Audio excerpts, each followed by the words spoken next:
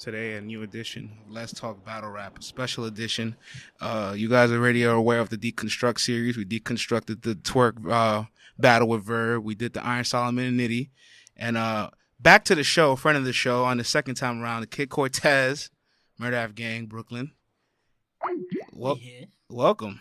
We are here, brother. Yeah, I'm glad to have you back. Oh, man, I'm glad to be back. Yeah, man, it's always a fun time. So I know we're going to have a pretty good studio session. And before we even talk about what we're going to do today, I have to say to you, like, no bullshit, just because, not even because you're here, your pen, I think sometimes gets underrated. It's definitely a top, at least 10 or 5 pens in battle rap. People can argue JC, Danger Zone, Chilla Jones, Daylight, whatever. But your name is up there. And you banged with a lot of those guys. You battled Danger Zone. You battled Daylight. You battled Chilla. You know what I'm saying? You battled Be Magic too, right? Yeah. So yeah. Volt. Volt series. Yeah. You battled a lot of the guys. And we have a special guest on the phone who's also been on the show. This is a guy, I don't know how he does it, man. He is the Battle Rap Transcriber for Genius.com. He puts his time in and his hours transcribing these. He said a grind time battle, your 60-second grind time rounds takes him 30 minutes. So imagine the long form battles. Yeah. On the show, we have Tim Nielsen, and I'm glad to bridge the gap between the transcriber and the lyricist today. Yeah, word. Thanks for doing that, man. Tim, we have Cortez in the studio, man. What up? What's going on, my guy? About to get nasty. Word. Hey, Cortez, man. I'm sure you don't remember this, man, but actually, you what? Oh, we lost him. Oh, we lost him. His connection. We'll get him back on right now. I reached him. Please leave me a message. I'll call you back. Oh. Right. Well, at the tone, please record your message. When you have finished recording, you may hang up and press 1 for more options. Let me hang up and call you right back. Yeah. But so it sounds like he's probably met you before. That's what I'm trying to see where. Right? If you are satisfied with your message, press 1 to listen to your message. Press 2 to erase and re-record. Press 3 to technical continue difficulties. Where you left off. Press 4. It's the Wi-Fi in Wisconsin. Man. It's the Wi-Fi in Wisconsin. Are you still there? If you are satisfied with your message, press 1 to listen to your Let me know we gotta do this press manually. 2 We can call to him up erase too. And re-record. Press 3 to continue recording where you left off.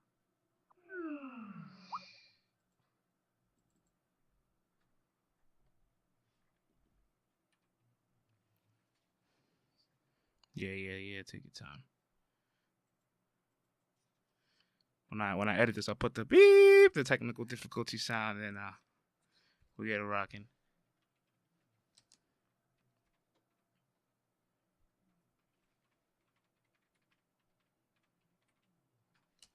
I've never had this happen before. I don't know if he's got T-Mobile or what he's.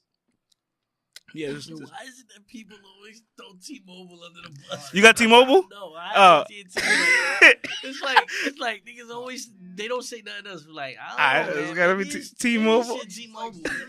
They don't say Sprint. Sprint is after. No, Sprint is right there. I have Sprint. It's right there. Sprint is after, but definitely T-Mobile comes up. There's times you've called me, I'm like, yo, and you're like, yo, what? And that's me, because I got Sprint. Is this Twist? It's Twist. Okay, let's Let me know if you need the lightning cable. I can also call them.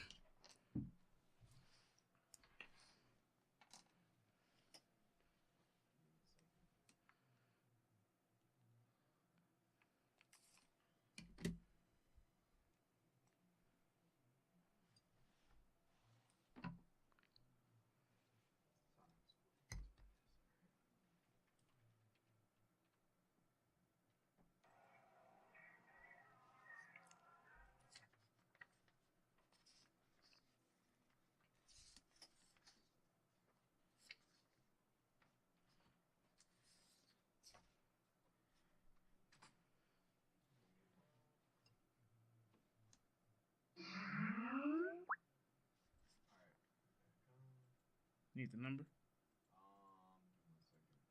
Yeah, what's the number? Number is 1608 Yep. 279 279. 5773. Yep. All right, now we can rock. Hey man, I'm not sure what is going on. I don't know if it's because I'm driving or what. Hey but, man, I got the technical difficulty sound effects. I'm gonna throw it in there. I'm pretty sure you have T-Mobile. If not, you have Sprint, right?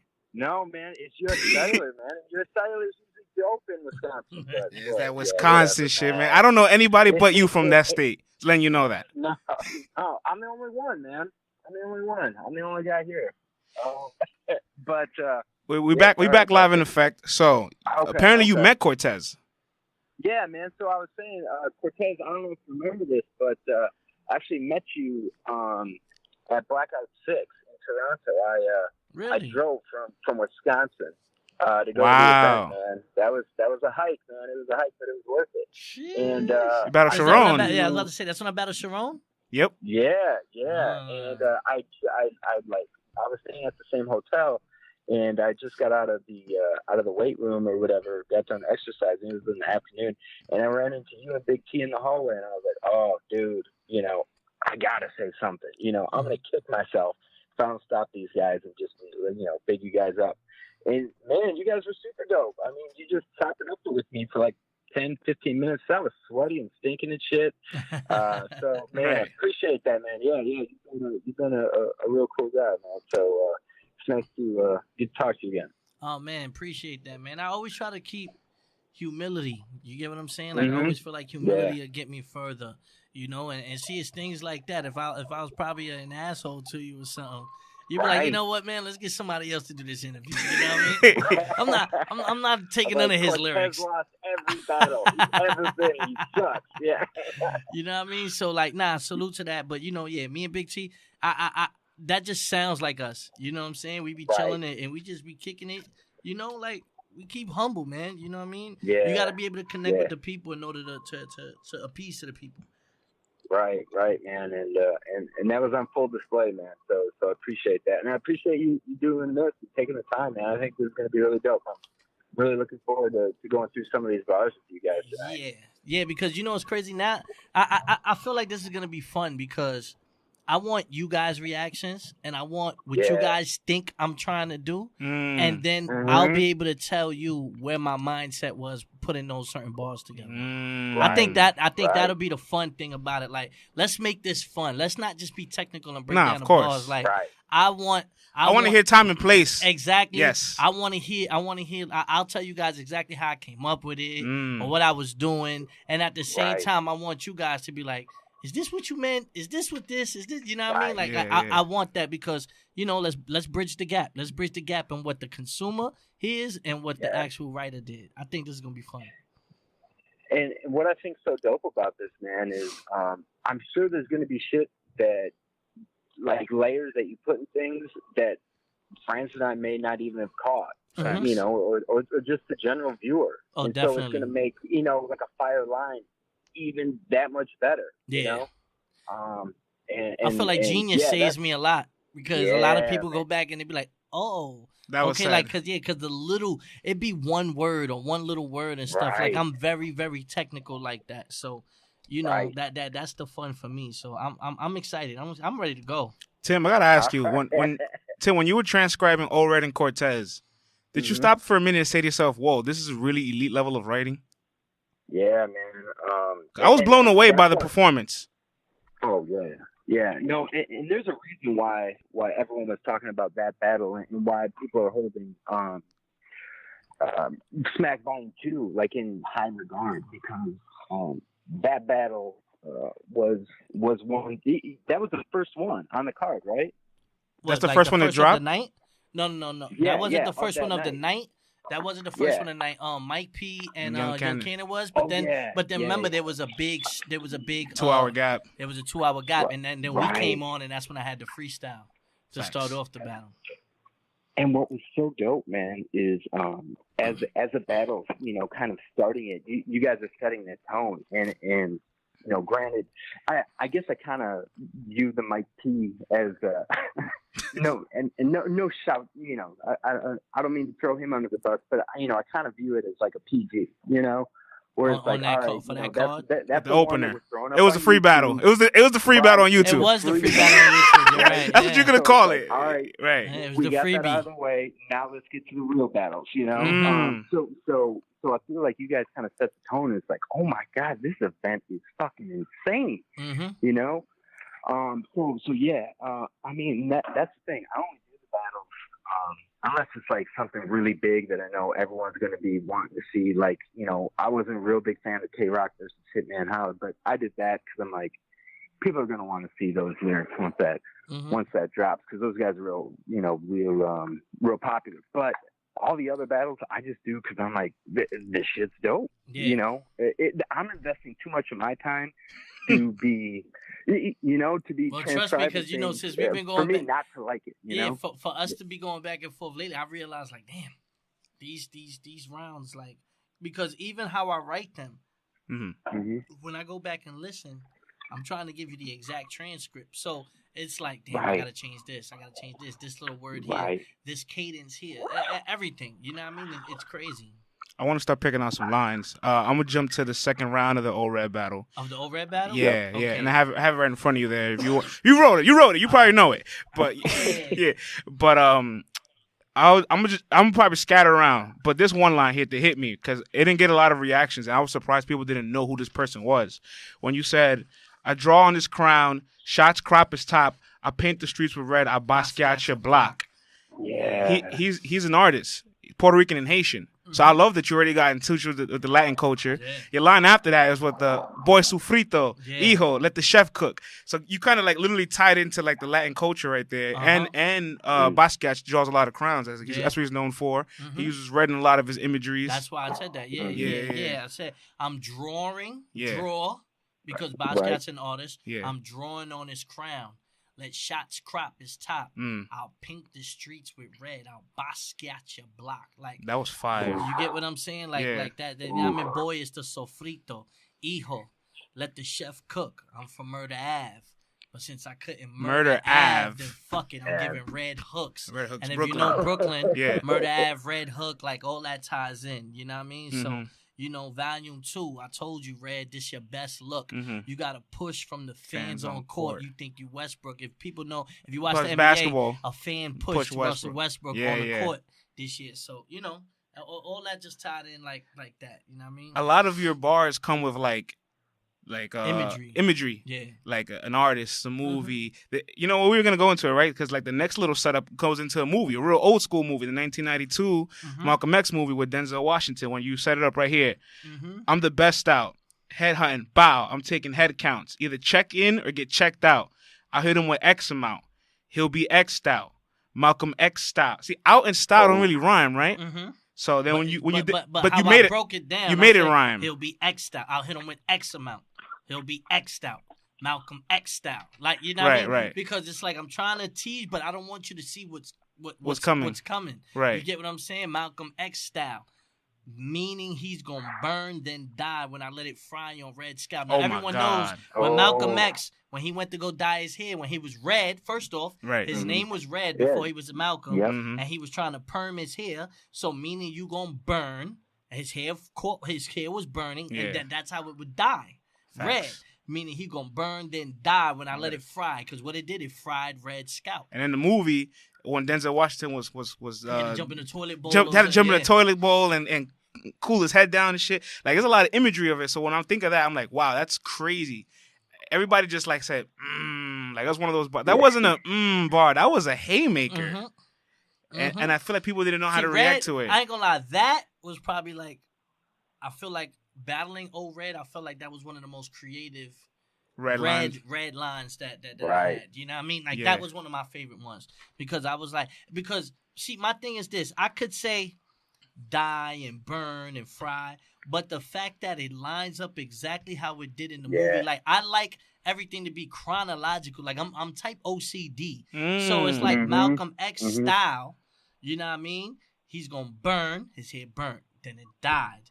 You know what I mean? Then it fried because it fried red scalp. Like, you get what I'm saying? And all those actions came into order. Like, exactly. you have to burn it first. You have to do this so it can fry. Yeah, exactly. You know what I mean? Because if it didn't die, then it wouldn't be a red scalp. Like, it's like weird shit like that. You know what I mean? So it's like burn, then die. Fried, red scalp. You know what I mean? So it's like shit like that. That's what like is the fun part to me. I love that line. You know what I mean? And like you said, that was probably the most original Red thing, because you got caught in the battle with a couple of like old Red lines people said to him. And I gotta ask you, when they said to you, right, I'm lit and I'm trying to roll up, I want smoke with anybody trying to roll up tobacco, and then everybody's like, JC said that, JC, and you're like, you stopped. So you said, JC said that? Was that freestyle? Right there? It was semi-freestyle. Okay. Because no one heard the lines, right? Right. So I was running through with DNA that morning, and DNA was like, not even that morning. It was really like during the intermission when the shit went down. Wow. Yeah. And DNA said, "Yo, JC said that," and I said, "JC said that." Wow. And I said, "Okay." So I said, damn, let me go back, because I was like, fuck, and I was like, I can't change it now. It's gonna be in my rhyme. It's gonna be in my pattern. So I said, when I said JC said that, that's great, because I got lines to go back to back on. Now I was kind of anticipating Arsenal and Hollow to be behind me, Arsenal to be behind him. And I noticed that. So then that's why I said that's great. I got lines that go back to back, because it's like, okay, JC said that, well, let's go back to back with it. You know what I mean? I'm gonna take it further. Here's a hollow for anybody in the back to back. Here's a hollow. Yeah. Right. Here's a hollow for anybody in the back to back. Oh, that means anybody behind him. Here's a hollow for anybody in the back to back. Oh, now who am I thinking is gonna be behind them? Arsenal. You know what I mean? Now that's how you bring an Arsenal back to back. Oh, like, you know what I mean? Because that's my Arsenal. The hollow is my Arsenal. Back to back. Yeah, I noticed that you said Hollow, then you said Arsenal, which is also the main event of the card. Exactly. So I tried to do something there. It was okay. You know what I mean? I thought it was hard. No. I think it's hard. I think it's dope. It saved it a little bit. You know what I mean? Right. But it didn't get the crazy reaction. Like, I think if Arsenal was there and Hollow was there, it would have looked like a freestyle, which would have made it way more impactful. So, because I'm trying to give you the image. So if I would have been like, JC said that, good. I got lines to go back to back. Matter of fact, here's a hollow for anybody in a back-to-back go. Now, that's how you bring an Arsenal back-to-back. Because remember, Arsenal was coming back, too. That's how you bring an Arsenal back. That's how you bring an Arsenal back to back O. Because he's backing up O. So it's like, it's there, but it's sneaky. It is. Now you make me think, I wonder how many battlers the day of or right before they go on stage, they have to switch a roundup or a lineup. I mean, right. For me, it's hard. It's gonna be definitely hard, you know, especially for that battle, because it was like everything was pat down maybe like 3 weeks in advance. You know what I mean? I don't watch a lot of battles, and I try not to, because I don't want to come up with a line that someone else said. I feel I'm more safer not watching your battle, because even if I say something similar to what you said, you're gonna get tight. It's not gonna be how I say it, or it's not gonna be exactly. You know what I mean? And to go for the testament, look, that line was a JC bar. That's an elite writer. So, you know, 9 times out of 10, someone that I'm gonna be repeating it after is not an elite writer. So okay, cool. JC beat me to that. That's fine. You know what I mean? Like, you expect that. Exactly. But I know I didn't bite, and I know I didn't copy. So it was just like, okay, cool. Let me just try to advance it a little bit. You know what I mean? And that's it. Yeah, I went over that line a bunch of times, because to me, I kept looking at the to back O as like tobacco. Like, yeah. I said, you told me he's lit, and I want smoke. We'll get him back right now. We just lost him. There's a line here that threw me all the way off. We got him back on? Tim, you back with us? Hey man, you know what? I'm gonna have to cancel and call US Cellular, because I need a new provider, man. Yeah, you do. This is bad, man. Sorry about that, guys. Tim, there's a line in the second round. All right, we get him when we get him. Let me tell you, there's a line in the second round that drove me nuts. I'm like, I don't get this. It sounded really dope, and I thought it was philosophical. For me? Yeah, from you. In the second round. Yeah, in the second round. I'm gonna say it to you. Okay. Where do you start it? You start right here. Boy, it's not an issue to off you, cause everything spit from the orals fixing to chalk you. I spit shit vivid, your image cynic. I can cripple and corpse. What's cripple and corpse you mean? I will cripple you and corpse you. Like I will cripple you and corpse you. Like cripple as in maim you, like break you down. You know what I mean? And then corpse you, like just kill you. Yeah, corpse you. So see, I googled it at one because like I thought like, all right, maybe this is something in particular, not just individually. It's just the stack. You know what I mean? Like I always like to give a little bit of rapping. Like I gotta do because I felt like going into the battle. I felt like Red stays at one pace. He does. So I said, okay, there's gonna have to be a time that after I bar out, and I knew I had the Malcolm X, I knew I had the tobacco, I knew I had the hotel scheme, and I said after that it's time to turn up. You know what I mean? And that's why I say, let this hoe tell it. Okay, boom. That's how I enter hotel scheme, right? Let this hoe tell it.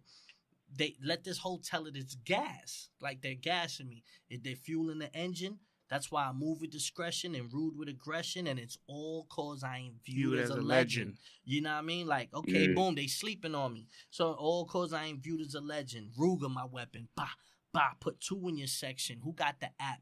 Smack. Let's see if he can Uber to heaven. When you said 2 in your section, you meant like 2 people in like the Uber? Yeah, but also like, bah, bah, that's like 2 shots. Yeah, 2 in his section, like boom, 2 in your section. You know what I mean? Who got the app? Smack. Let's see if he could Uber to heaven. Mm-hmm. See, I don't cringe because you're awful. Boy, to me, it's not an issue to off you. You know what I mean? Because everything spit from the orals fixing to chalk you. You know, you get chalked out. Why, you know what I mean? Because I spit shit vivid. The image cynic. I can cripple and corpse you, then mission abort you. Like, you know what I mean? Like, break you down, kill you, and then throw you away. You know what I mean? Because we shouldn't even speak. Gods don't mingle with mortals. It's a Pusha T shit, right? Yeah, like you get what I'm saying? Yeah. And that's one of your favorite rappers. Yeah. So it's like we shouldn't even speak. Gods don't mingle with mortals. You know, to me, I love it. I love it. Yeah, it was philosophical. That's why I was wondering, did cripple and corpse you mean anything else as well? And cynic, as a whole, people will be like, oh, this and that, but sometimes don't even know what these words mean, right? Yeah. Cynic is somebody that's going to overly praise themselves for something they haven't done. Yeah, exactly. And so you're literally saying to yourself at that point to Red, like, I'm going to do this. Yeah. And it's going to be vivid, and it's going to be gruesome, and it's going to be easy at the same time. You know what I mean? So that was me. And to be honest with you, I really remember writing this whole thing because this round I wrote in one sitting? Yeah, like one session, like I rolled up, I smoked the L. You know what I mean? What's the writing process? Well, my writing process is like I like to be alone. I like to be dolo, either it's early in the morning or late at night. You know, I make sure I get some weed that's gonna make me think, not sleepy, but you know, like start thinking. And I like to smoke. And I don't necessarily watch battles, but I watch TV. I have a lot of shit going on. Yes. There's a lot of movie bars here and imagery and this and that. Yes. So you know, and then it takes a while for your mind to lock in to where it starts picking up everything and starts trying to flip everything into a bar. You know, because now if I'm in battle mode, I'll be looking at this right here. Like there's a 6-pack in front of us that says Blue Moon, Belgian White. You got a picture, you got an orange thing, you know, you got and then I would start looking at stuff and I'll look at it a different way to try to come up with a bar with it. That happens with television. I'll look at the TV guide. I'll read the newspaper. I'll go on YouTube and I'll just be looking at random shit and then you know with this round, it's crazy with this round because I put this round together and it wasn't even like hard. This round was just one of those days I was in the zone. Like it was one of those days where I was really in a rapper zone. Yeah. You know what I mean? Because I didn't have to revise this round. I didn't have to like tighten it up and do so. I didn't have to do none of that. Like it just went exactly in that order. You know what I mean? From the hands and feet on Twister all the way to the end, to the multiple sclerosis. You know what I mean? Like it just went doom. And then I remember I was eating round structure. Yeah, like I was smoking. Boom. I got up to about the Malcolm X part. And I wanted to get the delivery tight on that one, so I was working on that. I ate. My shorty had cooked for me. I ate, And then I went into the room. I was going to go to sleep. I was like, you know what? I got half this round. And I'm going to go to sleep. And then something just, that whole mission abort you, like that shit was just in my head. I was like, you know what? Let me put this together. And I put that whole together with the Uber to heaven. And then I was just like, I'm finishing the round. And within an hour later, that shit just came. And I was just like, yo, I got one whole round. I was bugging because I was like, you know, I'm like, usually I'll be like, all right, when I wake up, I'm going to see if I still like this or not, or what I'm going to like and what I'm not going to like. And I was just super high and like super in the zone. And I was like, I'm not going to put it in my phone yet. I write it on the paper. I was like, I'm not going to put it on my phone yet. I'll wait till I wake up. When I woke up, I already had it halfway memorized in my head. Like, it was just there. And I was just going through and I was like, yo, this is tough. Like, this round is tough. And that's why the delivery was so rapid. And that round, everything was there. And I needed it because as you see how Fire Red came out in the first, I needed a strong second round. That's a fact. You get what I'm saying? So I anticipated that too. Like, his first round might be monstrous. So let me have a real rapid round where it's personal, direct, and rapid, like like I'm rapping, you know what I mean? So what's filler to you? Like, what do you consider to be filler? Filler to me is like, honestly, when you're using an angle that doesn't get anywhere or you're taking too much time to get to the point. It's like if you're gonna go to the corner store, you're not gonna go up the block, make a U-turn, say hi to the neighbor, pull over, check your tires. Like, you're doing too much, bro. You're going to the store, go to the store. You know what I mean? If you're gonna get to the point, get to the point. I don't need all the extra stuff. Sometimes that takes away from it. Sometimes a 1-2 punch is way better than a 6-8 bar scheme drawn up. And I feel like dudes do that only because they don't have enough material to talk about, so they try to stretch one concept out a lot longer. What do you think of that, Tim? Man, I'm this whole thing is pretty wild to me. I just love hearing like the process of the whole thing because to me, I'm such a fan. It's wild to see how a rapper can kind of come up with things, and since there's no like school that you go to learn how to like rap around. You just gotta you like either come know up it or with you don't, your bro. own way. Yeah, you either do or you don't. I'm like interested in how each person does it. You know, like I always wondered if they do it like you, which is just like, you know, you just sit down and start writing.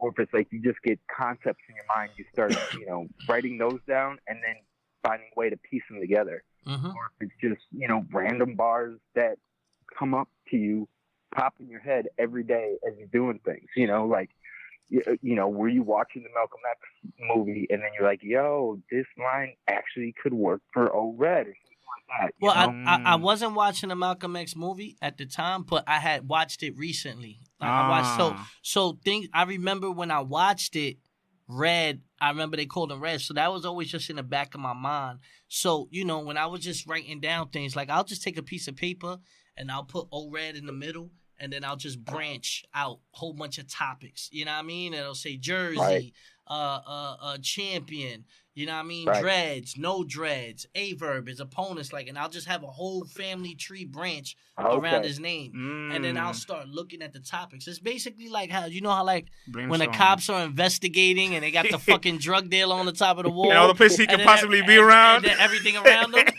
That's how the notebook looks when I'm preparing for a battle. You know what I mean? So I do it like that. And I remember I had the Red Malcolm X thing, and I was like, okay. And then I don't know how to fry scalp, but I know just when it came together, I do remember putting the bar together and being like, this is one of them. Like I was like, this is one of them, them bars. I was like, okay. And then when I spit it to DNA, I remember DNA was like, oh, that's crazy.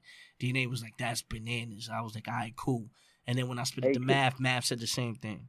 Nice. Can we touch on that for a second? Because I've heard Ilmac say, like, whenever he's writing rounds or whatever, he always runs it by Thesaurus and Disaster, because he's like, those guys just know, they know every bar. And they'll know if it's been said before or whatever. Yeah. And they're also sounding board to be like, yo, no, that's whack, you got to take that out, whatever. So every round you do you run that by Math and DNA? Not every round. I like to have a little bit of element surprise with each other, like we all do. But we have no shame and I have no shame at calling DNA at 4 a.m. and waking him up. Right. And being like, and DNA be like, what? You know what I mean? And I'll be like, yo, bro, this 4, this 8, this shit is irking me. And he'd be like, what is it? And then I'll just run it through, and I'll be like, did anybody say it? He'll be like, no. And he'll go to sleep. That's hilarious. You know what I mean? Right. And same thing with Math. Math is the worst, though, man, because Math is super picky about his lines. So Math doesn't want even the inkling of a line being the same. So Math is either like me, I'll be like, he said it, but he ain't say it the way I said it, and I'll add this and this. Math be like, no, I'm not fucking with it. Like, Math does not want to use any material. Very meticulous. Very. And if it is, it's definitely just got by him. But, you know, we definitely run things through each other. A lot of people, Clips knows a lot, too. Like, Clips has a great memory like that. He'll be like, oh, no, this guy said that in this battle. Wow. You know what I mean? So, I don't watch battles. So, I like to come up with my material and then come at them and be like, all right. You know what I mean? Now, do you not watch rap just because you kind of get bored with it? You've seen it all before, you've heard it all before, or is it more just you just don't want to hear all those bars? It's both. It's both. Like, I really have to be excited in order to watch it. Like, I watched the Mook and Verb because, you know, like, I was like, nah, I need to watch this. You know, I'm still a part of the culture, but to be honest with you, I've heard everything. Right. Mm-hmm. And if people hit me and be like, yo, you got to watch this battle, then I'll watch it. You know what I mean? Then I'm like, okay, I need to watch this. Right. But usually I also do it so in case whoever I got to research, like whoever I'm battling, then it'll be fresh. Like, it'll be my exact opinion of what I think of this person watching that battle with no other influence, without anyone saying, oh, he killed them, or yo, he did this. I'll judge for myself. I want to jump to your third round, right? On red? Yeah. Okay. And man, this round. This round is the round that breaks my heart. Yo, I couldn't like. Really? Yeah, when I honestly feel like this is one of the best sports schemes. Yes.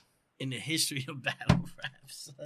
I don't care if I look like I'm riding that's my exactly own what shit. That's exactly what I was gonna jump to, right? Instantly, you brought up Champion, right? You talked about J Black Tech 9 behind him. He's the best, right? He beat Show Off in the Classic Breaks. He's dead nice, right? And then we say right here, flashback. It's 2003 in the draft. Number 1, LeBron James, the man, the attraction. You're painfully lacking. Needed me, number 5. I'm D Wade, bitch. I made you a champion. And people forget that you were number 5 on the champion list. Yes. I was number 5 on the champion list. I was literally D Wade. He's number 1 on the champion list.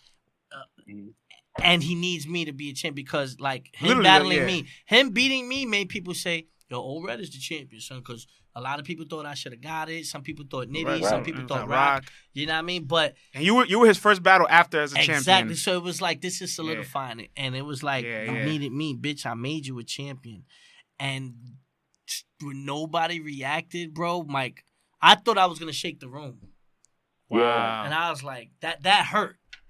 That hurt. Yeah. That made me be like, okay, they just not fucking with it. I think Champion didn't even react to it. And it's like, but then I don't think they got it all the way. But they made it. They made the whole process. This is where it comes along where I question myself sometimes. Like, some of my friends be like, yo, Core, too complicated.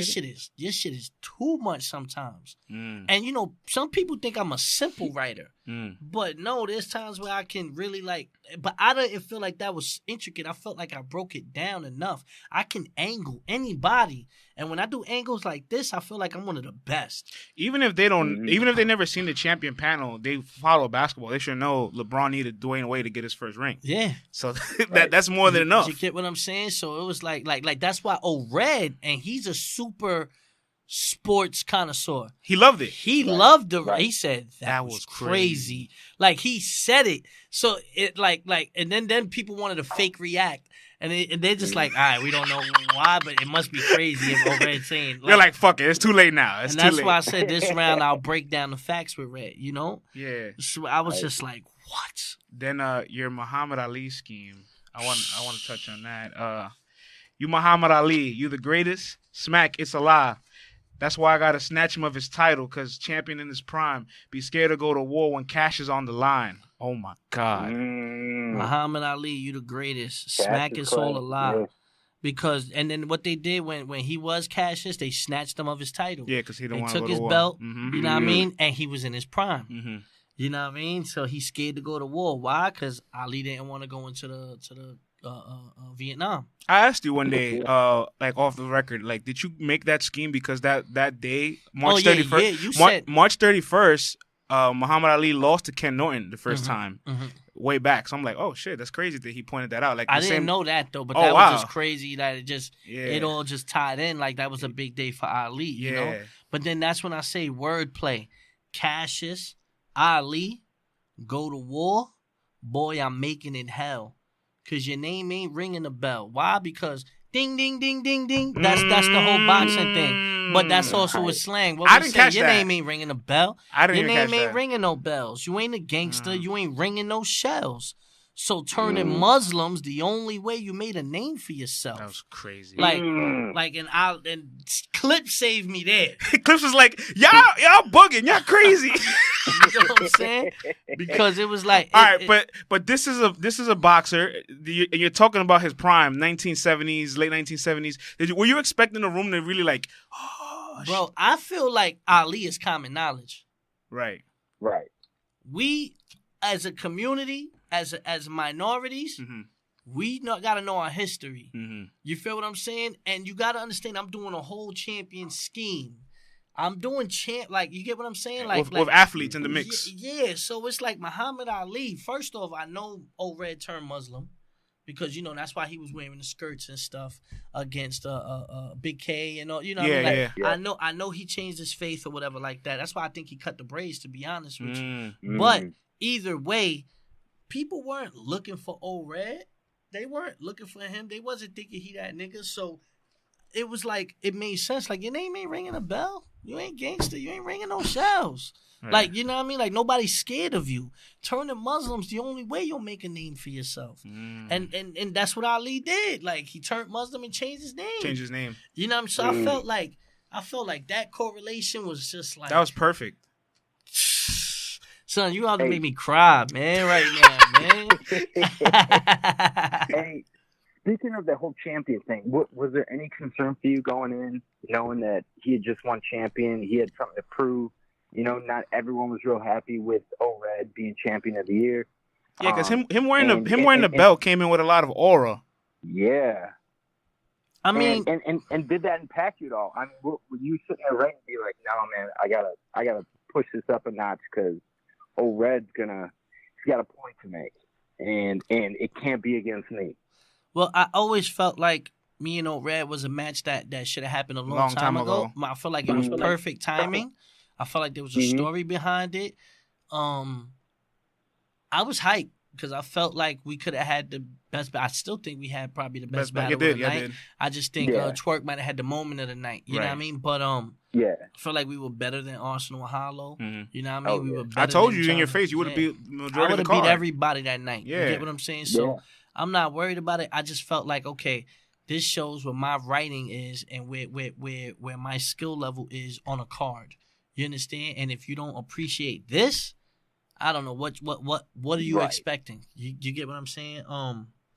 You know, I just felt like O-Red, I knew he wasn't gonna play. Was your O-Red battle kind of like when LeBron dropped 50 in game 1 and still lost? Yeah. That might be it. Mind you, we was here. We was here when that happened. Exactly. Damn, that moment hurt so much. Oh my God, man. Yeah. And speaking of when you said O-Red turned Muslim, you said here at the bottom too of your third round. Well, let me pull up skirt. It killed me. You had on the dress. Killed me. Killed. Like killed dress. Yeah. Oh my Fire. God. Yeah. This is a line that I like too a lot. When you said and Twerk about to take his spot. You about to be 5, my nigga. Am I lying, my nigga? He talking about tendonitis, scoliosis. Twerk, that was fire, my nigga.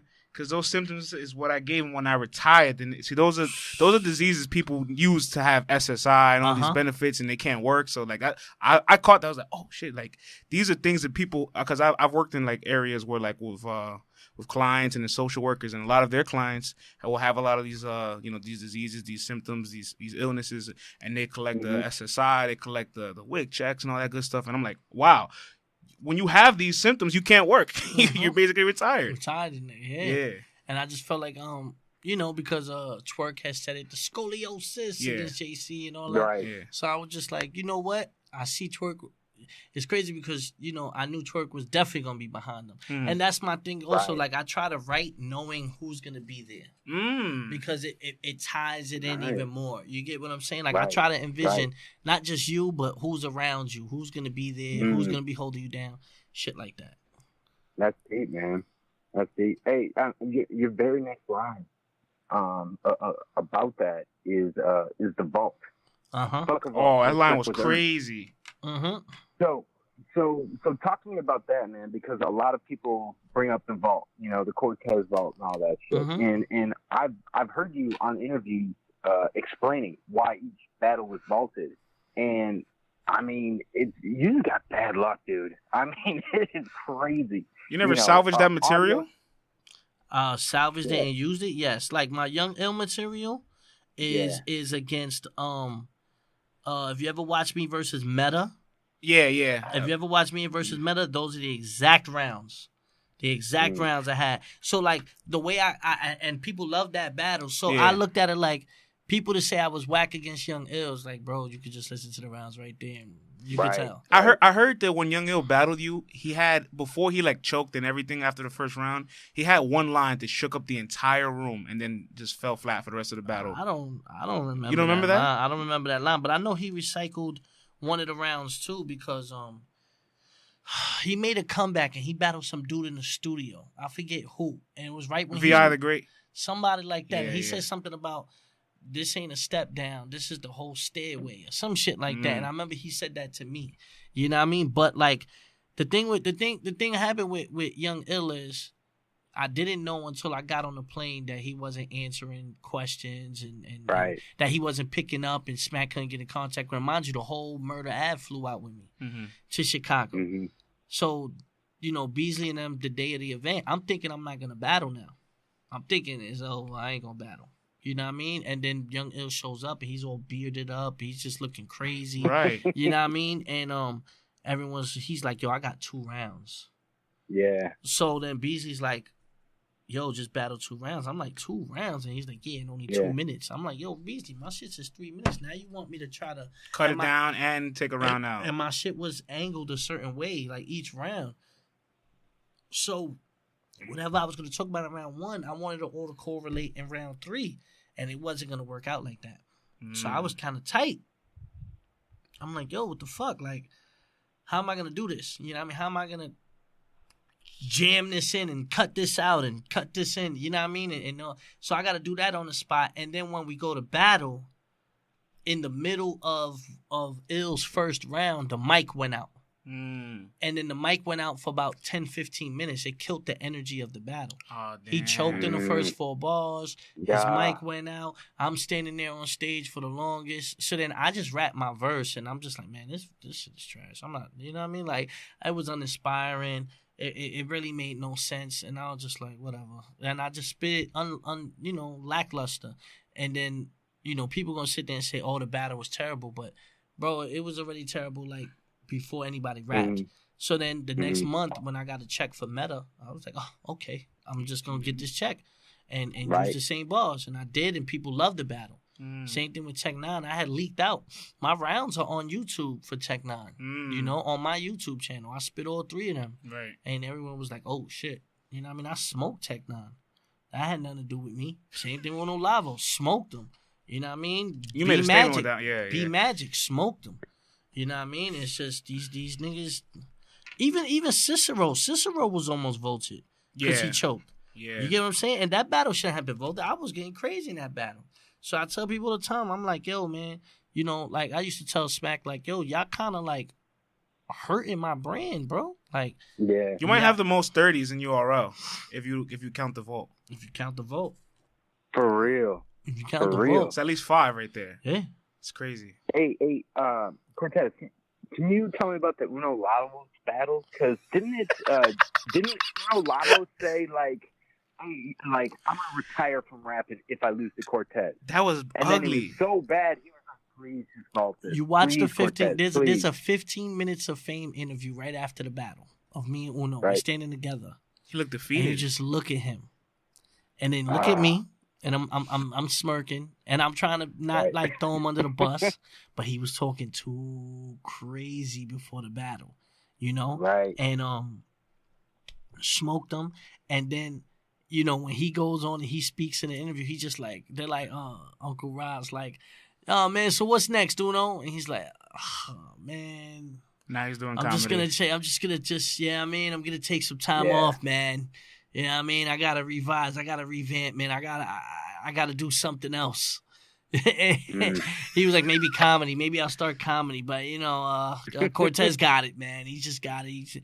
You know, and I look at it like this. I feel like they gassed him a little bit because people want to see, like, people make it seem like there should be only room for one Latino battle rapper. Right. And I think he fell into that a little bit, and he thought, you know what? Maybe if I could beat Cortez, I got that slot. Right. I earned this slot, bro. I earned this slot for a lot of reasons. You're not going to just take that slot from me no matter how much they hate on me. You hate battling Latino battle rappers. I do. You know what I mean? Like I feel like if I'm going to do it, let it build up to a certain point. Yeah. And then do it. But don't let me cut these guys' legs short before they even have a chance to battle me. Yeah. You know what I mean? Like, I just, you know. Because now they're trying to, John's putting the narrative, and a lot of people putting the narrative, they're trying to put Loso now with you.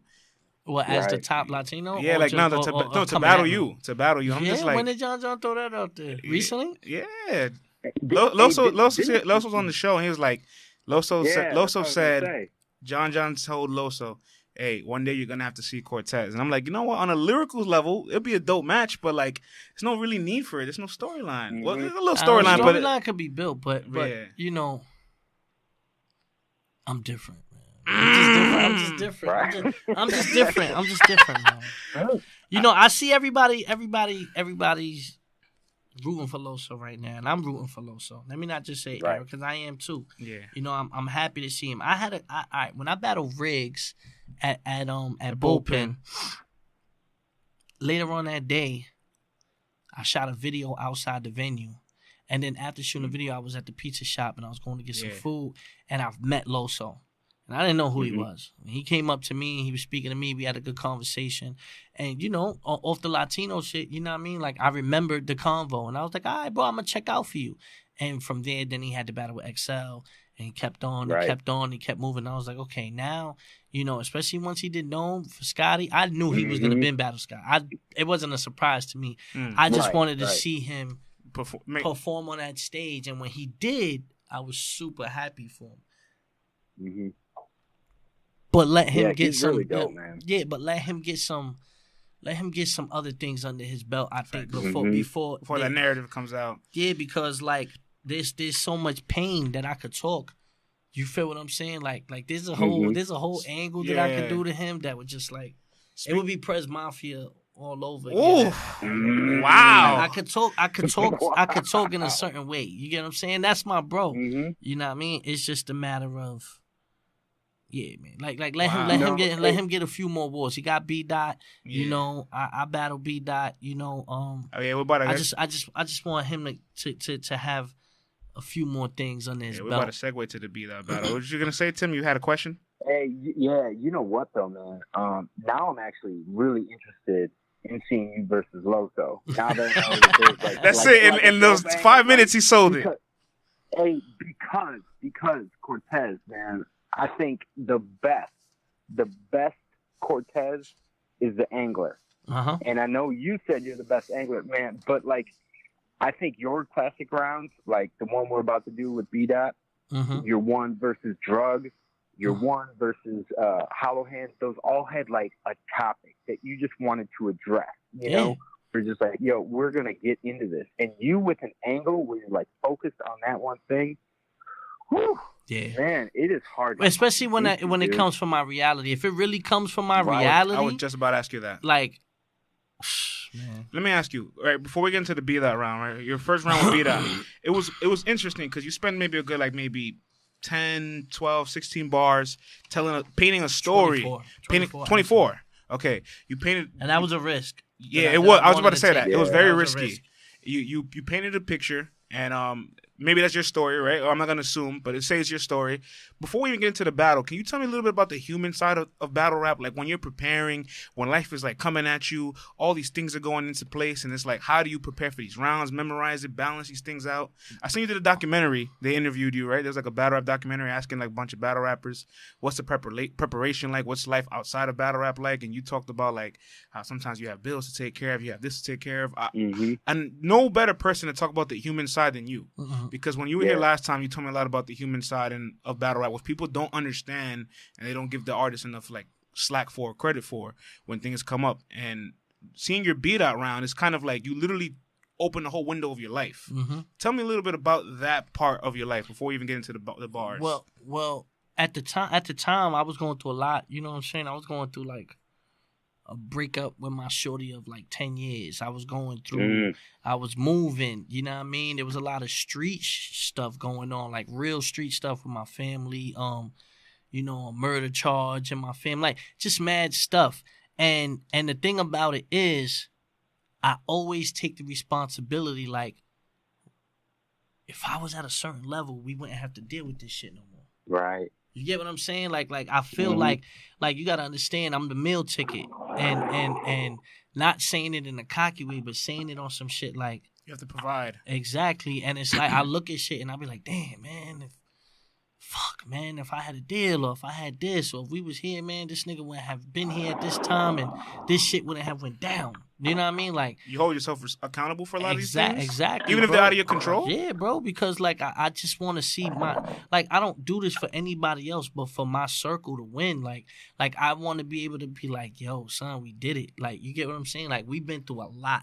You know what I mean? Like, from Fit to the fam to like I'm telling you, like, I'm gonna write a book one day. Promise you that, bro. My book is like a story. Like, you feel what I'm saying? Like, from everything, because there's a lot of shit that's been going on even during battles that people wouldn't know. They'd be like, oh shit, this happened during this happened during, you know what I mean? And there's a reason why sometimes I see it, that it affected their performance, and sometimes I see it affects the performance in a good way, where it's like, wow, I really like barred out and like, let's let myself go. And I think at that point I was just on some shit. Like, I spoke with Hollow, and you know what I mean, and Hollow was like, yo, you can't play with him, you know what I mean? And Hollow don't give a fuck about nobody. So Hollow to call me like, don't play with him, it's serious. It was like I was like, all right, and I was just like, you know what, I don't need to rap with him, I need to talk to him, you know what I mean? And let me give the people more of what they don't know about Cortez, because you know I can rap, you know I can do all that, but I think if I sit there and I really introduce you to my story and I really give you what I went through, you can't deny me. Right. And that's when I feel like Cortez is undeniable, when I'm at those angles. So with B Dot, I haven't really went through this round in a minute, so we got to go through it, but I know there's certain parts that it was just like really, really touching, and I just say, you know what, I'm gonna come at him like, yo, bro, don't judge nobody for what they're trying to do. That's real shit, man. And but before I get into it, just thank you for sharing that, because it's like, I love every time somebody has a little window in their round when they introduce themselves, because like it gets quiet, everybody's listening, and then they hear like the bars, and it gets electric, and they're like, you know what, I'm not gonna score this bar, but I appreciate this bar because you've kept me interested. Right. Now I'm almost more attracted into what you have to say next. When Big K battled Iron Solomon this past weekend, Big K's been on a bad streak, and he said in the Iron Solomon battle, his mother's passing. His mother is dying. Like, his mother's ill. He did? Right? It's crazy. So when he said that, I was like, damn, this could explain the slump of Big K right now. Right. And he's just trying to get some money. Yeah. Right. To do whatever you got to see. You don't know. You don't know. And then the fans, you got murdered, you got 30, you got booed, you got killed. And I'm just like, nah, it's deeper than that sometimes. We don't know what it's like. It's deeper than that. That's a fact. So, hey, one of the things I want to say before we get into this is Aver is someone that everyone always talks about as being like, just a rapper's rapper. He doesn't really do punchlines. He just kind of paints pictures, and he's got this deep lyrical ability that not everyone appreciates in battle rap. But man, going through your first round with B Dot, I feel like those things that A-Verb is praised for, man, they are not nearly as good as anything in your first round here. Because your first round here, it isn't punchlines. I mean, it isn't like battle rap, but I mean it is. I mean you're taking like a long, you're building up, this whole round, but you're explaining like your life story and the difference between you and B-Dot's outlook like on life. Mm-hmm. And you won that round with barely any punches at all, which is really hard to do. And to go with what France was saying, there's a lot of people like in the crowd who are just like, all right, I may not be like hearing reaction, and I may not be like shouting out things you're saying, but I'm with you 100% of the way, because I'm now invested in this narrative that you started, and I'm with you on this ride. And I don't know if A-Verb's ever done anything as well as you in this first round, because it's incredible. Tim, did you get goosebumps when you wrote the first round when you was transcribing it? Dude, you know what? What was surprising to me is like I think the thing that kept standing out to me was how little reaction there was, and I kind of felt bad. Like I was like, man, this should be getting more reaction. But then as I was sitting there, I was like, you know what though? If I was in the crowd, I wouldn't be reacting either, because you're so attentive to every word and like where Cortez is actually going with it, that you're along for the ride, and you don't want to break up this story. You like don't want to like put yourself in it. You're just like, no, I'm not here for me. We're not here for a battle right now. We're here to hear Cortez talk his shit and tell about his life. And man, it's incredible. To me, it's one of the best narratives I've ever heard in a battle rap. Thank you. Period. Let me jump into this, man. B-Dot's gonna lecture us today. Nope. That's a good thing, because I don't want to hear a whole bunch of whats and whys. You're a funny guy. Should have did this and made sure your people come alive before the sun arrives. That was already that's dope right there in itself. Right. Now I get it, but see, it's good because I want to give y'all a different view. I need y'all to see things from the other side. Now everybody, close your eyes. That's why I didn't want no reaction. I knew that, and I said I didn't want the reaction, so I said everybody, close your eyes. Now go ahead, because now you reminded me of what it did. Yeah. I need y'all to imagine a son that's 9. Before he wakes up for school, packs his book bag, he got to tuck his pride. Why? Cortez just cut the lights for the 100th time. Extension cord. He's next door asking his neighbor to run the line. He's under mine. Wow. Now, last night his stomach growled at least 100 times. And I fucked up the line, but it's like, he's got fucking fuel that's anger. He's fueled by anger. And you know why? He's a puzzled mind with hatred in his heart for every time he looks inside his mother's eyes. Wow. Now, why? She's a dopehead. Now, we're enlightened, so we understand that she may be sick. That's us as grown-ups. That's you, B-Dot. At your age, you want to tell everybody what they doing wrong and all that. You ain't going to tell that to a kid that's 9 years old that doesn't know any better. You get what I'm saying? So it's like, we're enlightened, so we understand that she may be sick. But to that poor little kid, he's looking at her like, I hate this bitch. Why the bills always late and shit? I've never had the latest kicks. It's the same outfit over and over and over, like Agent Smith. Like, you get what I'm saying? Then you threw a punch. You're like, I can't lose him now. Yeah. You have to throw a punch in it. So, he's rocking the same clothes over and over. You don't have shit. Like, you know what I mean? And now, wait a second. Now he's 16. What he's got to do, he got to hustle for the loot and figures. And you want to come here with this elevated bullshit? His hat said elevated. Yeah. You know what I mean? Mm-hmm. So I just wanted to be direct with it. You know what I mean? You going to tell that man how to feed his fam and tell him hustling is useless to this stupid nigga? How he the dropout, but today I got to school you, nigga. Like that. I just love that house. He the dropout, but I got to school you, nigga. You know what I mean? The real food for thought in life is you can't eat books for dinner. Stupid. That was crazy. You get what I'm saying? Like because he can't eat. He's starving. Like, you know what I mean? You can't eat books for dinner. So don't ever judge that man. Don't ever judge what a man got to do. That kid wasn't taught the ways of a queen. His childhood memories, dope bags and needles. This little nigga was raised raised fiend. I'm Spanish. You're black. But every color in this room can relate to the scheme. So never preach black over white.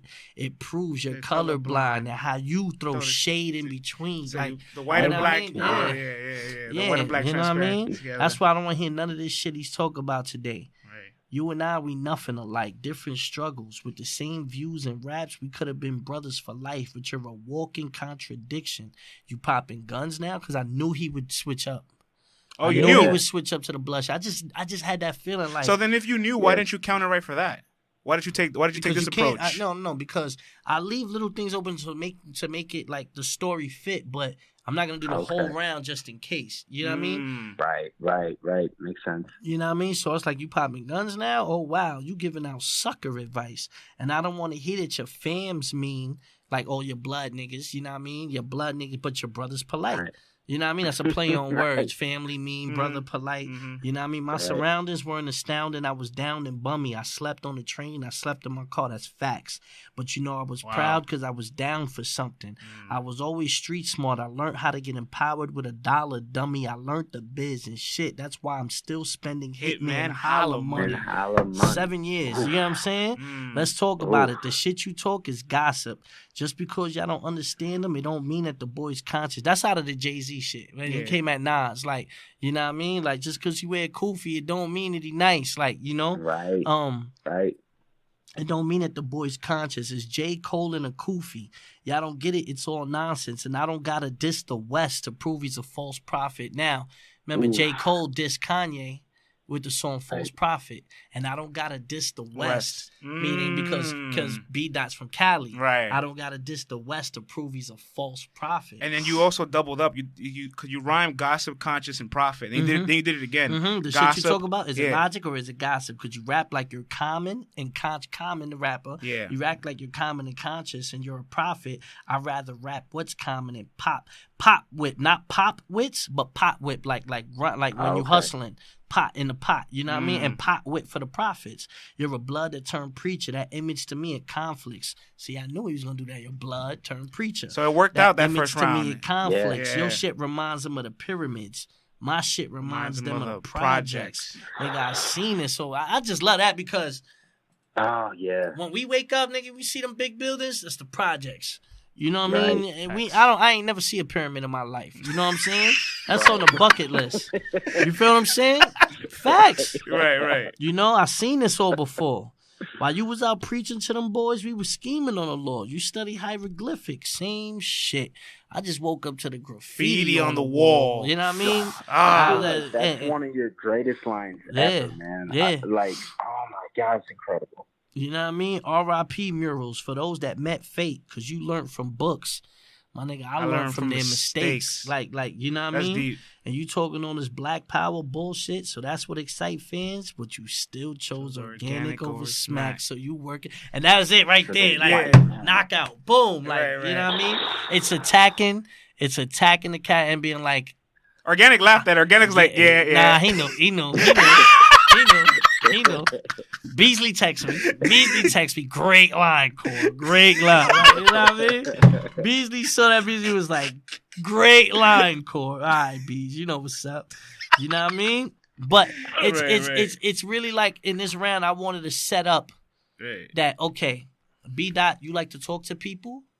You like to preach people, and I don't know if you're qualified to do that. I need to test your character, and I need to see the type of individual that you are. And if you're going to sit here and talk to someone like me, Cortez, you're going to sit here and tell me about me? Oh, motherfucker, I'm going to let you know who I am.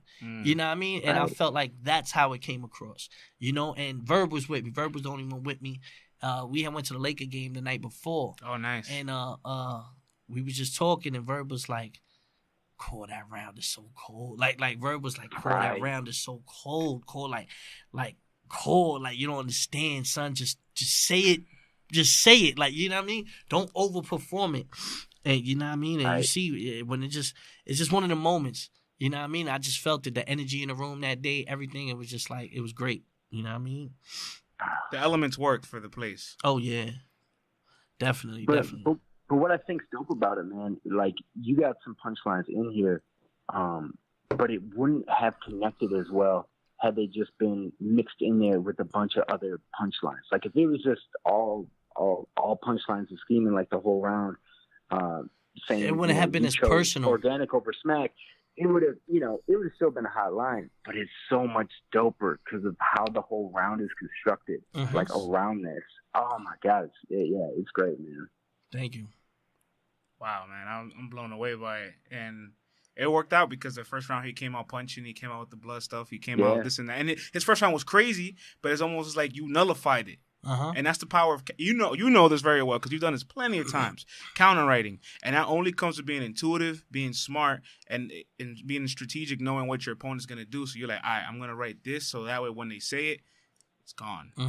You know what I'm saying? Nip it in the butt. Facts. I feel like some people, if you want to go ball for ball, you can say B dot won the battle, right? Yeah. But if you want to say as in strategic and strategy, I feel like we both strategize each other because he played the blood role. I made him change his whole approach. You know what I mean? Like I am the reason he didn't think Danny was good enough to do that. He didn't think nobody else was good enough to do that. But when he got in the ring with me, he realized I have to change. I have to be red dot hoodie. It's something about when people battle you, they're like, nah. I need to make a statement because you get a lot of people at. That's one thing I can say about your resume. You've gotten a lot of people at their very high performances. Yes. Right. Like when you got Verb in St. Louis, I know you. I know you were just standing there like, what the fuck is this? Yo, bro, I couldn't believe it because my rounds were crazy, but I knew. I that's the only time I ever left the ring thinking someone was better than me. I could always think you might have had a better game plan. Right. I could always think you prepared more than me. Right. I might have had some shit going on in my life. And I'm like, I ain't got it, but he ain't get 100% core and beat. No, Verb had my full attention, and he smoked me. You know what I mean? And I was like, whoa. What was I have a funny question. I need to hear the backstory to this. What was the conversation like the first time around when you and Math first had to St. Louis and Brooklyn? He battled Verb, you battled Hitman, and you guys decided to flip it.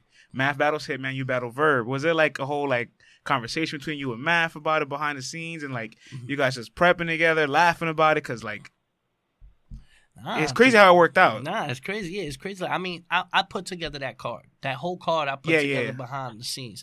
So, with some investors and stuff with Juice. With King Juice. Yeah, with King Juice. So, when I put that shit together, I felt like that was just dope. You know what I mean? And then we had Swave going and ORAD and all that with the Young Ill, which it was awesome because you guys literally flipped opponents, but said we're gonna give you the home game now because you guys came to us, and they respected that. And that was right after Verb and Hitman.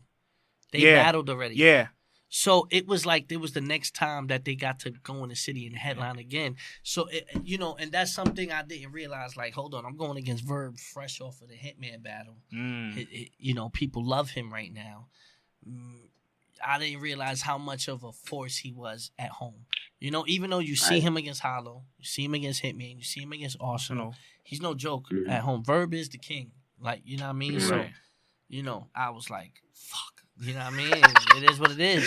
Right. But it also woke up a beast in me that hasn't stopped to this day. Wow. And Verb is one of my personally close friends in Battle Rap. What was the conversation like after the battle? Like, that whole weekend, like after the event? We went to a party after. Oh, man. I'd love to hear about this. I love to hear the Cortez stories. There was an after party after, right? Yeah. And we get to the after party, and I don't want to talk to no bitches.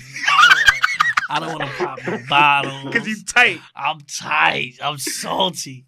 Math is like, boy, just let it go. Swave is like, cool. Just like, I'm like, nah, son, you don't understand, son. This nigga smoked me. So we go take a picture. And there's a picture somewhere on somebody's Facebook. It's me, Hitman, Chicken Chase, Math. And we're all like at the club. And I'm just there like this. Tight. And everybody's smiling. Yeah, everybody's like, and I'm just there like, you know what I mean? And Verb comes up to me like, man, let that shit go, cuz. It's just Verb, nigga. You battled Verb in St. Louis, nigga. Nobody thought you was going to win. Come on, let it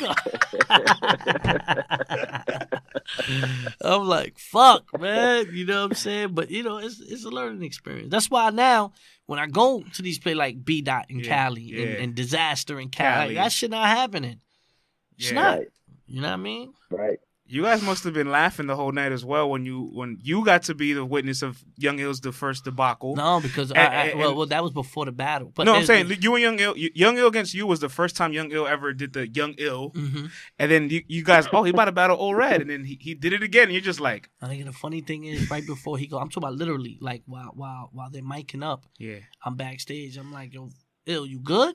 Oh he's boy. Like, he's like, he looked me in my eye. He said, I'm ready, boy.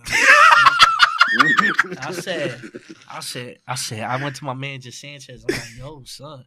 It was ready. He said he about to smoke Old Red.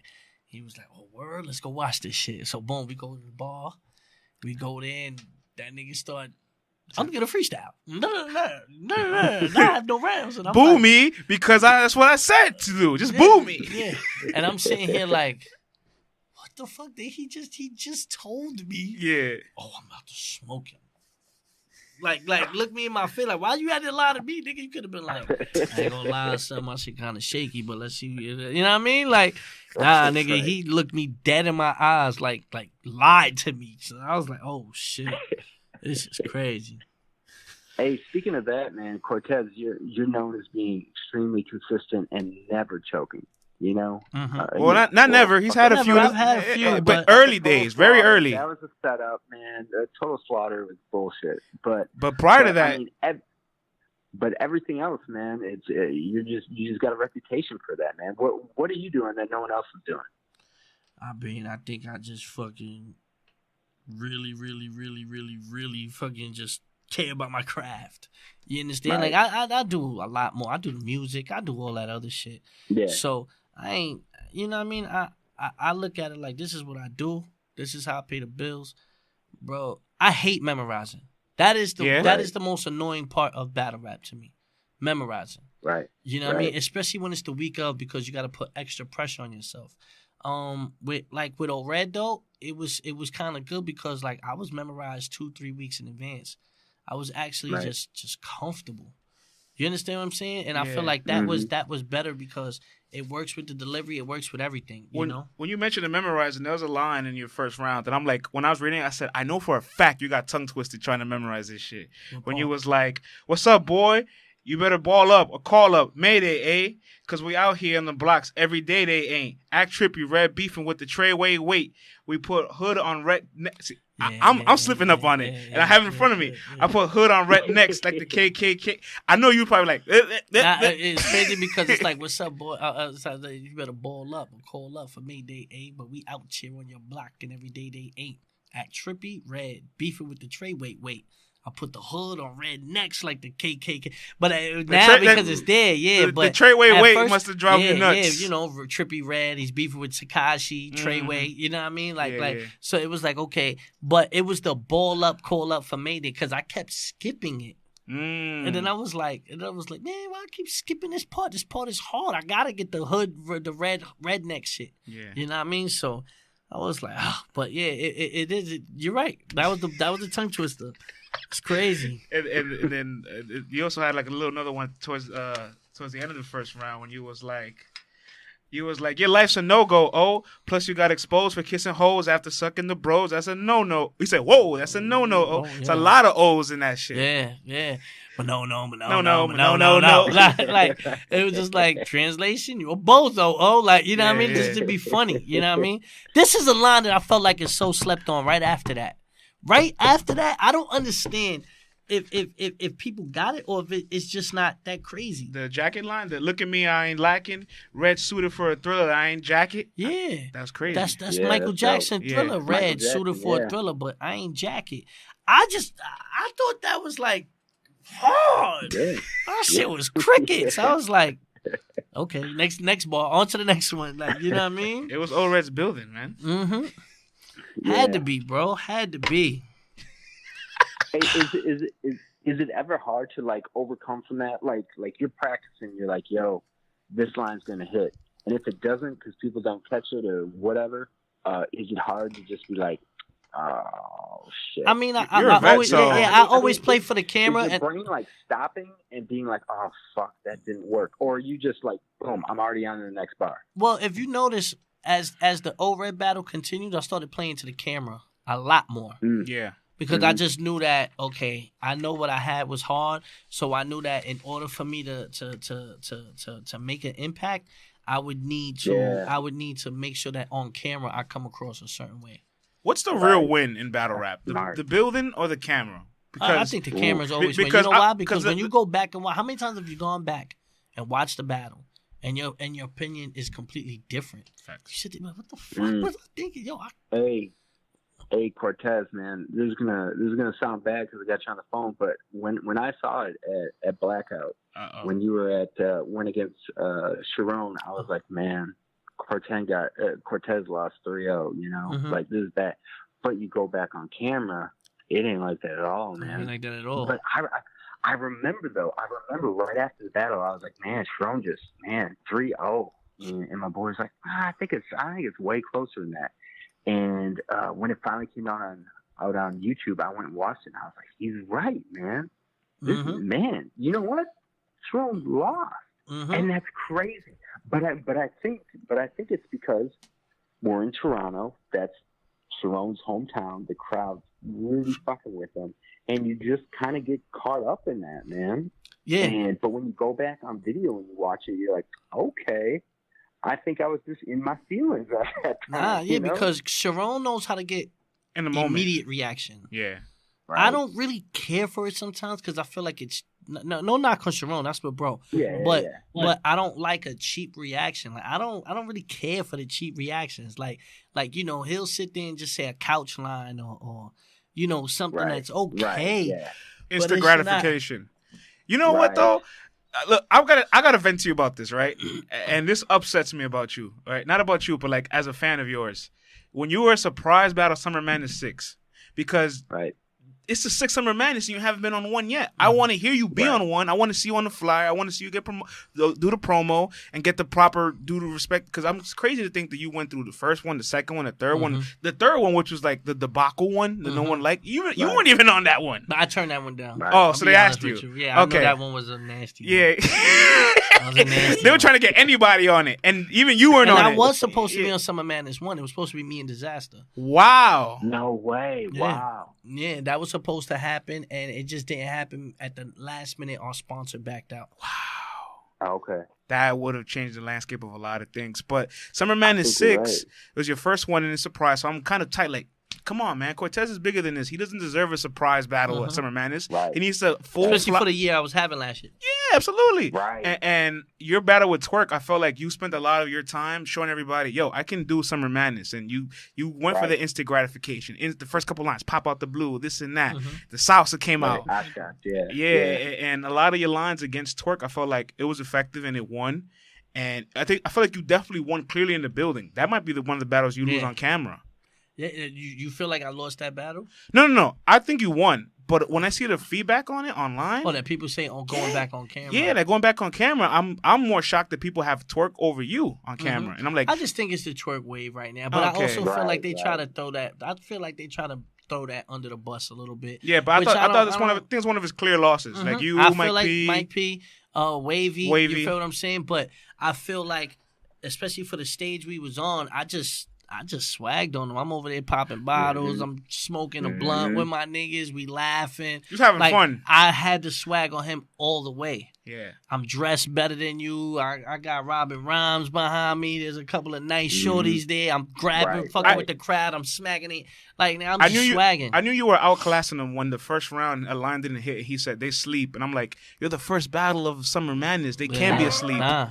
And that's why I said I'll go first.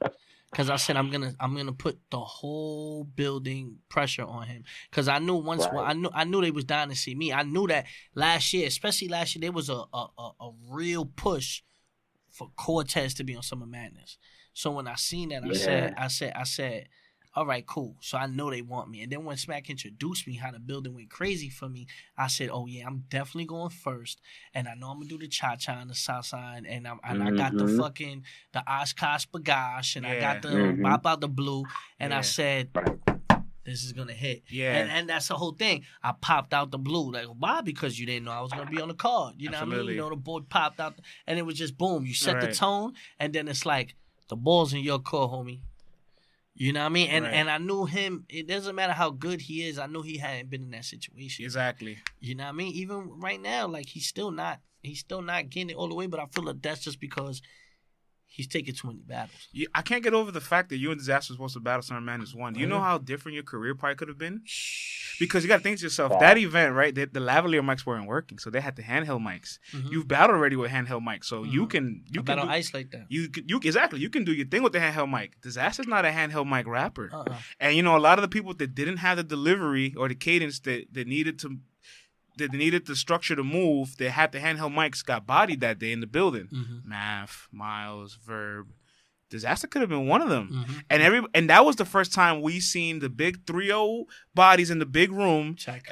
Yeah. Right. And then it looks different on camera, but in the room, it has such an impact. You could have had that impact on a Disaster that early in your career, Lord knows. Because you battled Disaster way later. The battle was Hollihan right after that. Yeah. You know what I mean? Oh, yeah. Because remember, I took a year, that 2012. You took it off. Because I didn't get the Summer Madness. There weren't that many cards yet. Remember, it was gradual. It's just Noma Summer Madness. And then I turned that, and then that's why DNA took Disaster first in November. Because 2012 in November, DNA took Disaster. That's when Drake was there. I was supposed to be on that card. Wow. But they didn't have the bread. Now, mind you, we was already working out a certain amount of money for Summer Madness, so I didn't want to take a major pay cut. You know what I mean? And I just told Organic, like, I don't want to battle. Not for that. And he was like, all right, cool. And then DNA took it. And then I was like, okay, cool. And then after that, they called me back and they was like, look, man, we've been trying to get you out here. You know, Hollihan. Me and Hollihan supposed to battle on the first card when Pat Stay and Arsenal battled. Wow. The year before. Me and Ars were the first two that was going to go battle over there. King of the Dot. Yeah. And then Hollihan got locked up, and he got locked up for a year. So that battle didn't happen in 2012, the beginning of 2012. Then me and Diz didn't go through in Summer Madness. Just a bunch of bad breaks. It was three, but back then we wasn't battling all the time. Remember, it would only be 2-3 battles a year anyway. Yeah. So I was sitting there. I was still fresh off the Hitman, Marv. Marvin and Thesaurus. Thesaurus. And I was just like, cool. I didn't really like the Thesaurus battle that much. And I said, you know what? It's cool. Let me relax and, you know, get my shit right. And I knew that it would either be Hollihan or it would be Disaster as my next two big battles. And then Hollihan kind of like cemented you. Like that was a big breakout for you.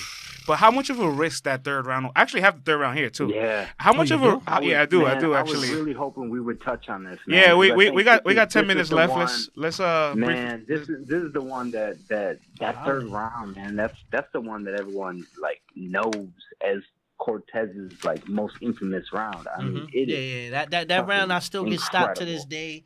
AA meetings. Oh, I bet. Here you go. Dudes in AA meetings, all types of shit. Okay. There you go. Yeah, Tim. Of course, I had to print it out because that was one of his breakout rounds that kind of cemented him. I feel like in King of the Dot, when you get million view battles that actually earn from the mud. Yeah. And that was a million. That was a and million. That's back then when there was no subscribers. Yeah. Right. Yeah. And your round was actually 48 bars. A regular standard round. Yeah. So that shows the difference between rounds back then too. Mm-hmm. And you took such a risk because like literally I'm gonna highlight it right here, right? Where you start. I know this is a touchy subject, but fuck it. There's rumors I heard about y'all and I'm disgusted. Jeff, don't get upset. Just be real with yourself. Because every drug that Bruce did, you dealt it yourself. When you wrote this, what you think to yourself like, damn, should I do this? Nah, I felt like fuck it because I felt like I'm gonna be honest with you. I said remorse. I said nah, man, because yo, you know I have a child and that whole genius on drugs thing, you know, niggas hustle all day, but we not trying to promote it as in like we do it because we have to. You from the bottom where you at, but. You know, me getting introduced to that culture, like, I'm looking at it like, yo, these guys, all they do is fucking snort coke off Coke cans and brag about it all day. Like, this shit is cool.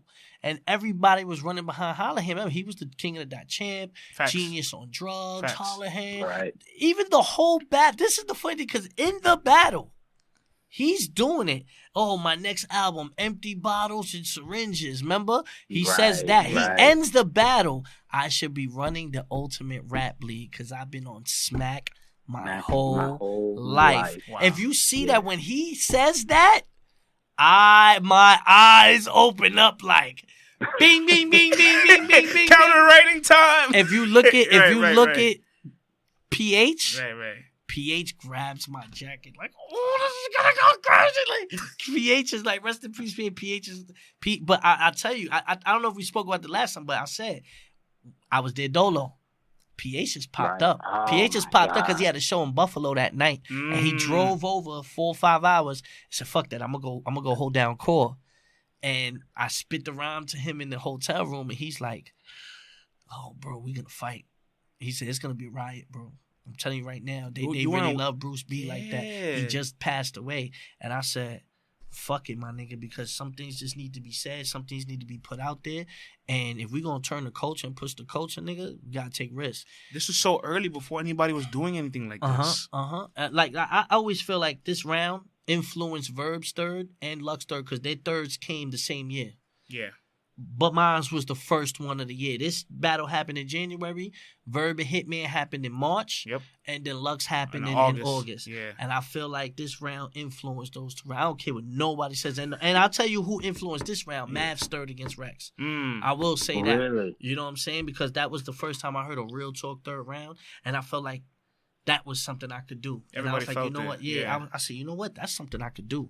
So, you know, when I said that, I just knew. I was like, yo, fuck it. You know what I mean? And I still remember. I just remember like spitting it, and it was just complete silence. It's like Jordan when he hit the shot against Utah, and it just, and he's holding his wrist up there, and the whole building is silent. Yeah. That's how I felt. And then afterwards, like the love I got in the building was ridiculous. So, you know, it was a respectful thing, and it actually buried the hatchet, the beef me and Raekwon had from the ice battle. Wow. Yeah.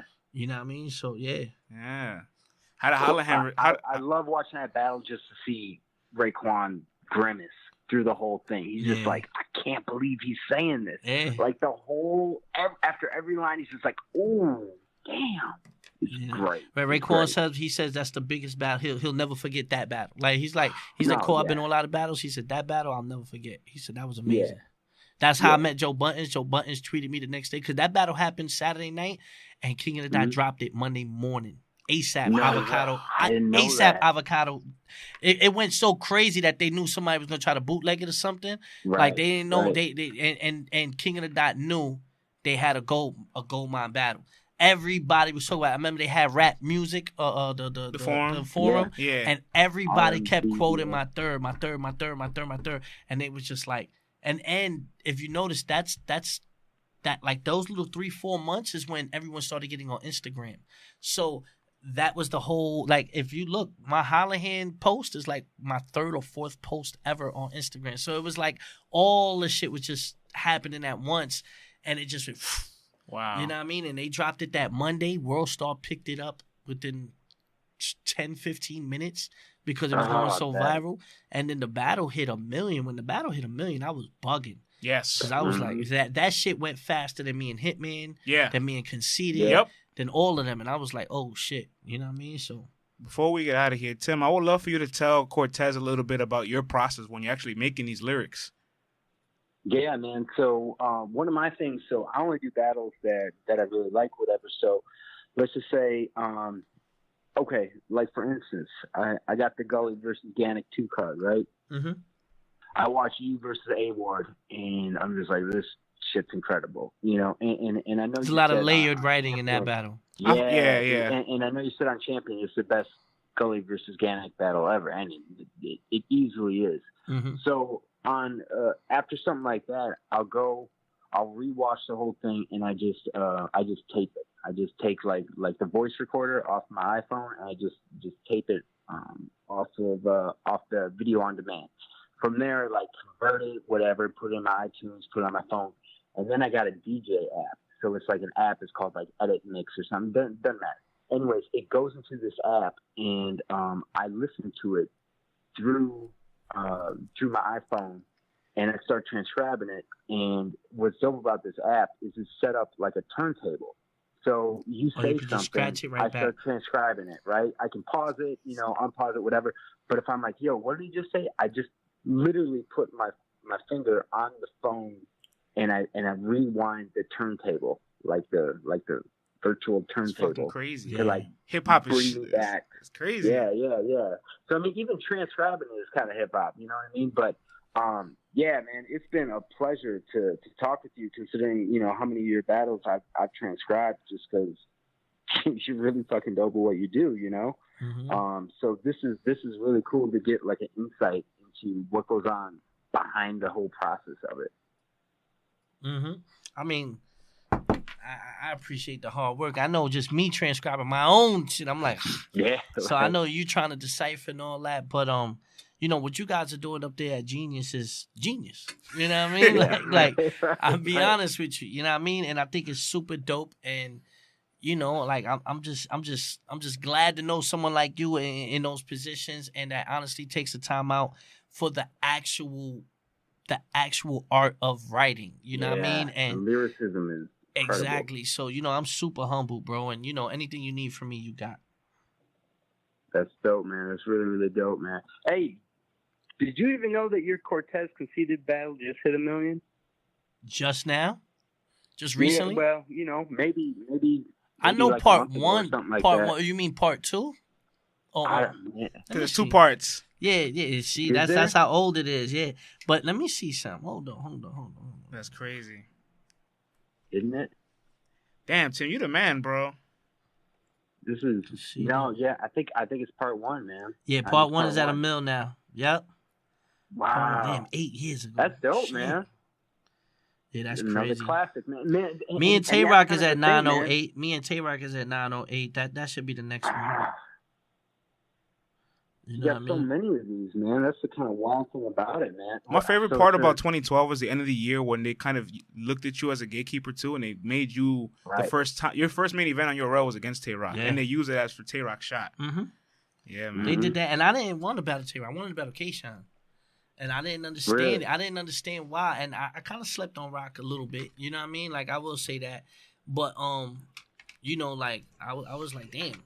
Like, I didn't really realize Tay-Rock was on such a run. But then when you look back, you're like, boy, he had O-Red. He had JC. And he had Rich. And he was really cooking. And I was like, yeah, I should have been paying a little bit more attention. You know what I mean? Like, for real. You know what I mean? But, at the end of the day, man, I'm just happy for where I'm at in the culture, for what I've done with it, and I can still continue to push the envelope. I don't know how the fuck you still manage to get better, and you're now adding more tools to your arsenal, like you're freestyling. It's crazy. After 10 years. Yeah, we didn't talk about that with the old Red battle, man. Yeah, that was in the second round. Yeah, it was incredible. You know what I mean? I'm just trying to, you know what I mean? Just trips me out. You know what I mean? Little shit like that is what seals a battle. You know what I mean? It's like it's a difference, and it's like if I'm in a league 10 years and all I had was a jump shot, I didn't work on my crossover, I didn't work on my free throw. Then you J.R. Smith. Yeah, exactly. You know what I mean? So gotta keep working.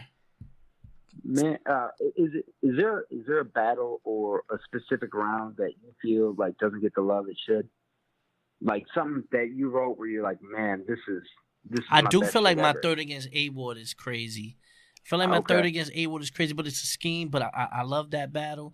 That was with the rough especially one, right? my first two. Yeah. Especially my first two against A-Ward. But like a round, maybe like a past round. I think my rounds for Disaster. Nigga slept on. I feel like that was super slept on. Like any round you could take for the Disaster battle. I feel like, Drugs. We was gonna touch on the Drugs battle. I feel like even though Drugs is not as known as I am, I just feel like the angle I took against him was one of those moments for me. Yeah, we got to do a part 2 in the near future. You know what I mean? Yeah. I don't know. I have a few, but those really stick out to me that much. And I feel like my first against Twerk. is undeniable. Right. I will say me versus QP Sons. That's one of my favorite rounds too. I love that round. It sucked till he choked. Love that battle. Tim, man, it's been a pleasure, brother. We getting the time clock calling us out here, so we're gonna definitely do a part 2, Tim. Yeah, absolutely, man. I'd love to do this with Cortez. I mean, we got 69 battles? There's a lot of dope shit to go through, man. You know what I mean? We got 69 and we got about 8 volt. You know what I mean? Yo, Tez, it's a pleasure as always, brother.